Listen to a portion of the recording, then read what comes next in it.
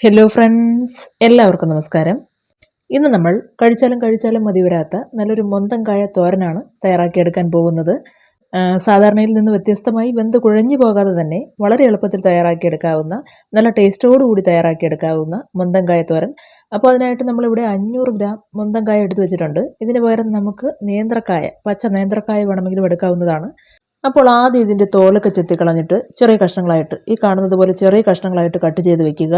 ഇനി ഇതിലേക്ക് നമുക്ക് മറ്റ് പൊടി ഐറ്റംസൊക്കെ ഓരോന്നായിട്ട് ചേർത്ത് കൊടുക്കാം. 1/4 ടീസ്പൂൺ മുളക് പൊടി, ഒരൽപ്പം മഞ്ഞൾപ്പൊടി, 1/4 ടീസ്പൂൺ ഗരം മസാല,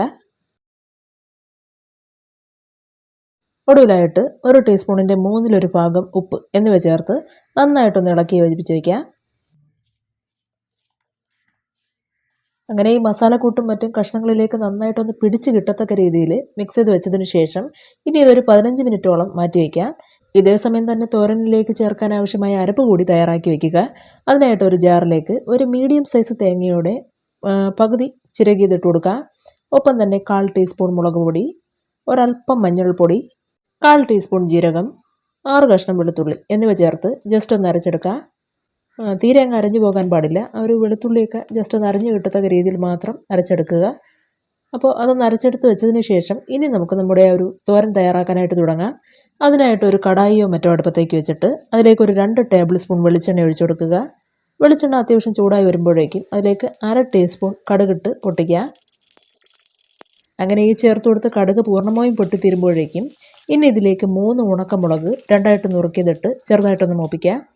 അപ്പോൾ ഇത്രയുമായി കഴിഞ്ഞാൽ ഇനി നമുക്കിതിലേക്ക് ചേർത്ത് കൊടുക്കേണ്ടത് നമ്മൾ നേരത്തെ മിക്സ് ചെയ്ത് അല്ലെങ്കിൽ മസാല പുരട്ടി മാറ്റി വെച്ച ആ ഒരു മൊന്തങ്കായയാണ്. അത് ഇതോടൊപ്പം ചേർത്ത് കൊടുത്തിട്ട് 2 മിനിറ്റ് നല്ലതുപോലെ ഒന്ന് ഇളക്കി യോജിപ്പിക്കുക.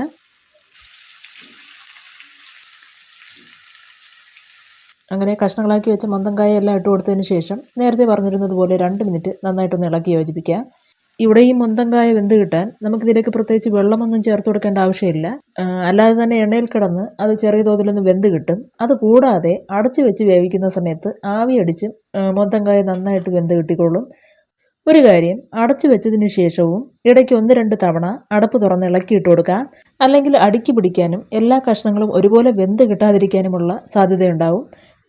ഇവിടെയാണെങ്കിൽ ഈ പറഞ്ഞതുപോലെ 2 തവണകളിലായിട്ട് അടപ്പ് തുറന്ന് ഇളക്കിയിട്ട് കൊടുത്ത് നമ്മൾ ഈ കഷ്ണങ്ങളെല്ലാം കറക്റ്റ് വേവിച്ചെടുത്തിട്ടുണ്ട്. ഇനി ഇതിലേക്ക് നേരത്തെ തയ്യാറാക്കി മാറ്റിവെച്ച അരപ്പും അതുപോലെ 1/4 ടീസ്പൂൺ ഉപ്പ്, ഒരൽപ്പം കറിവേപ്പില എന്നിവ ചേർത്ത് നന്നായിട്ടൊന്ന് ഇളക്കി യോജിപ്പിച്ച് കൊടുക്കുകയാണ്.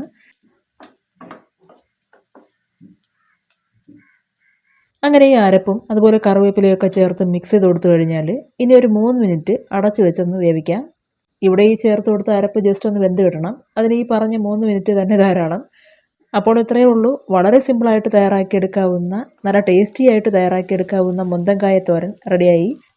സാധാരണഗതിയിൽ നമ്മൾ ഈ വെള്ളമൊക്കെ ഒഴിച്ച് വേവിച്ച് തയ്യാറാക്കിയെടുക്കുന്ന മൊന്തങ്കായ തോരന് അധികം ടേസ്റ്റൊന്നും ഉണ്ടാവില്ല. പക്ഷേ ഇങ്ങനെ ഈ ഒരു രീതിയിൽ തയ്യാറാക്കിയെടുക്കുന്ന മൊന്തങ്കായ തോരന് നല്ല ടേസ്റ്റാണ്. അപ്പോൾ എല്ലാവരും ട്രൈ ചെയ്ത് നോക്കിയിട്ട് അഭിപ്രായങ്ങൾ അറിയിക്കുക. ഇന്നത്തെ വീഡിയോ ഇഷ്ടമായിട്ടുണ്ടെങ്കിൽ ലൈക്ക് ചെയ്തേക്കുക. നന്ദി, നമസ്കാരം.